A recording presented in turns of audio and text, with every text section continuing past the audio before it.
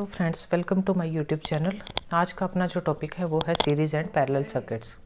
Series circuits पहले हम देख लेते हैं। सीरीज़ सर्किट्स होते क्या हैं? सीरीज़ सर्किट्स वो होते हैं जब हमारी दो या दो से ज़्यादा electrical components chain like structure में जुड़ी हुई हो, यानी कि चेन बनी हुई हो, कोई एक दूसरे के साथ पैरेलल में ना चले, सब एक के बाद एक के बाद एक के बाद एक चेन की तरह जुड़ी हुई होती है। हर एक कंपोनेंट में आपके रजिस्टर, कैपेसिटर, इंडक्टर कुछ भी है, चाहे वट भी, ठीक है।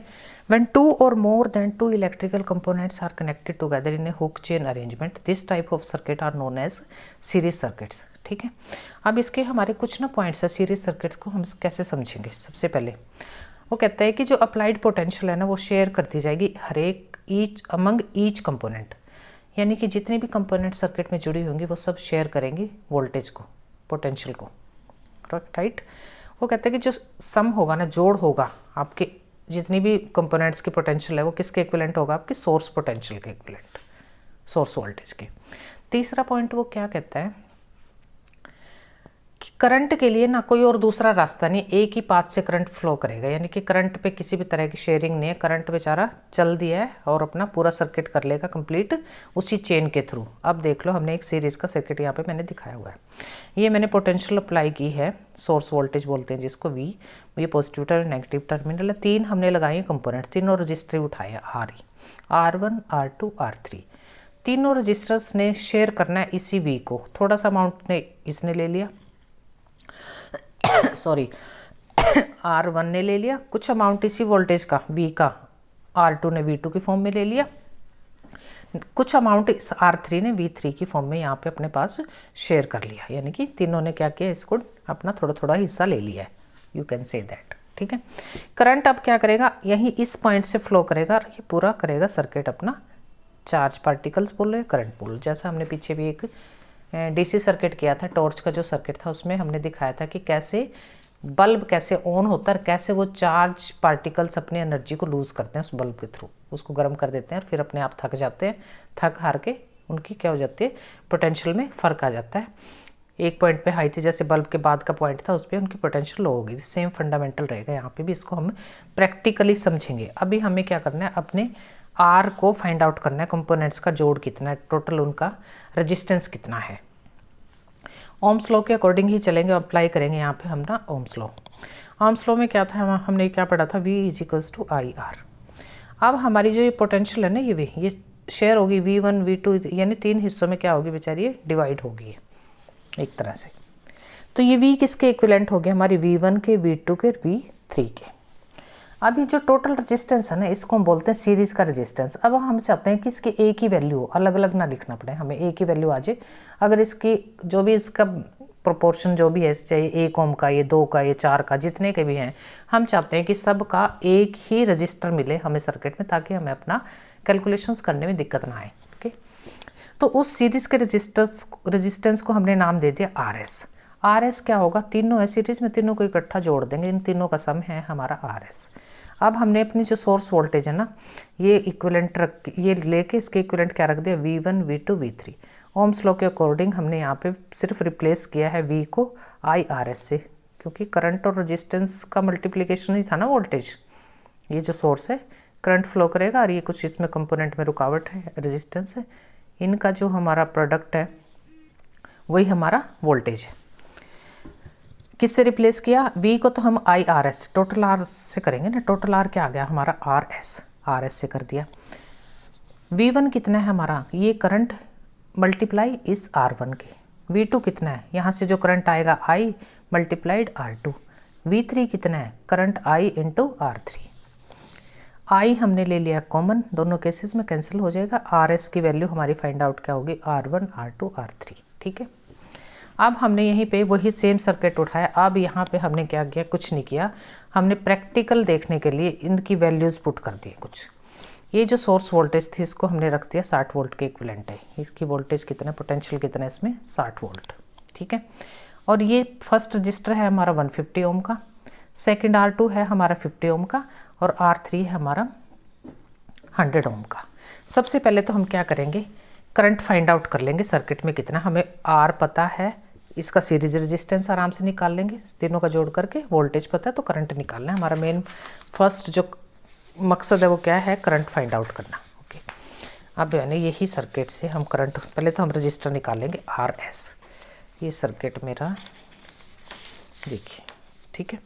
सॉल्व करेंगे इसको, फिर हम समझेंगे ड्रॉप क्या होता है, कैसे कितना ड्रॉप कहाँ कहाँ होगा, वो आपको अच्छे से एक बार समझ आ गया ना, तो आपको पूरे जब तक ये सब्जेक्ट आपने पढ़ना है आगे भी हर सेमेस्टर में, वो फंडामेंटल आपका बिल्कुल ही क्लियर रहेगा, कोई कन्फ्यूज़न नहीं होगी कभी भी, अगर एक बार समझ आ गई ये चीज़, ठीक है। सबसे पहले हम क्या करेंगे, प्रैक्टिकली हमने RS की वैल्यू निकाल ली, R1 R2 R3 करके तीनों को जोड़ दिया, 300 ओम आ गई वैल्यू मेरी, ओके। अब यहाँ पे हम अप्लाई कर देंगे वही same Ohm's law. Ohm's law में क्या था, V = IR, तो R क्या होगा, V/R, V / R, ये R कौन सा, RS वाला R जो अभी यहाँ पे फाइंड आउट किया है, राइट। तो करंट निकालो, करंट कितना आएगा। अब इस सर्किट की हमें इतनी अभी ज़रूरत नहीं है, अभी हम अपना न्यूमेरिकली पूरा सॉल्व कर लेते हैं। हर एक कंपोनेंट के अक्रॉस हमने अपना ड्रॉप निकालना है। ड्रॉप मीन कितना ड्रॉप हुआ है वोल्टेज का। आई क्या आ गया अपना, टोटल वोल्टेज कितनी थी, V 60 वोल्ट थी।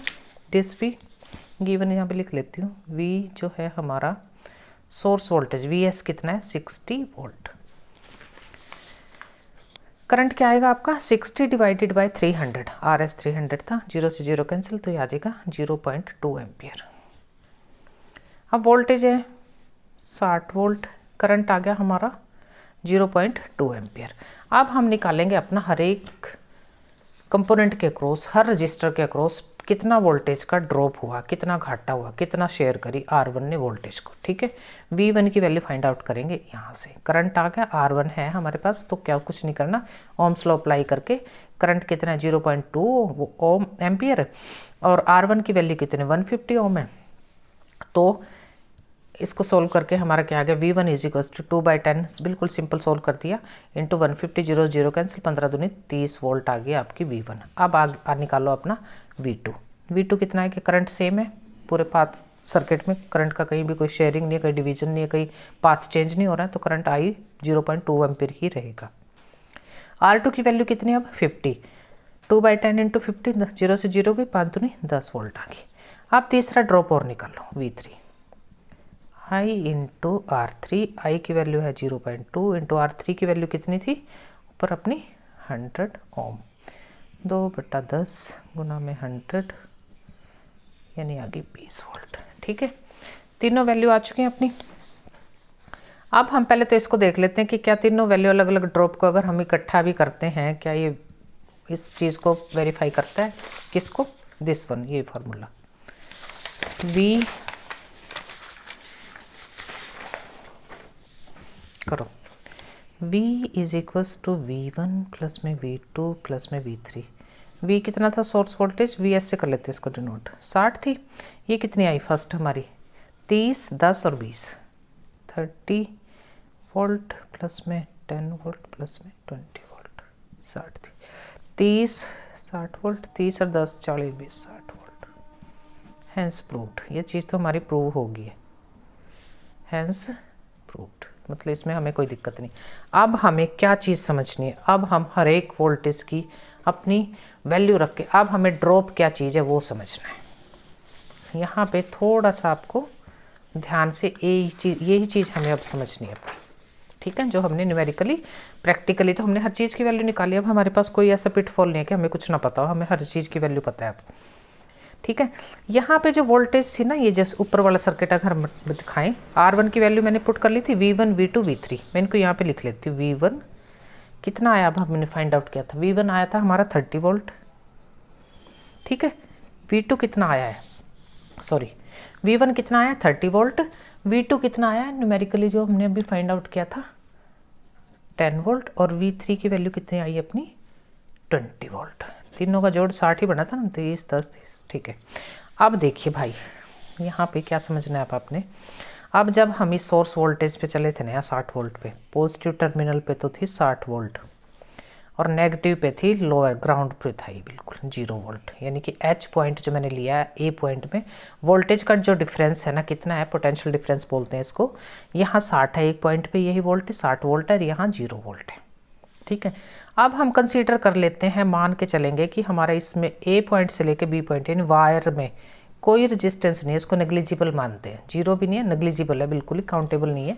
तो यहाँ पे जो A पॉइंट पे मेरे को पोटेंशियल मिली है ना 60 वोल्ट, वही मुझे मिलेगी B पॉइंट पे।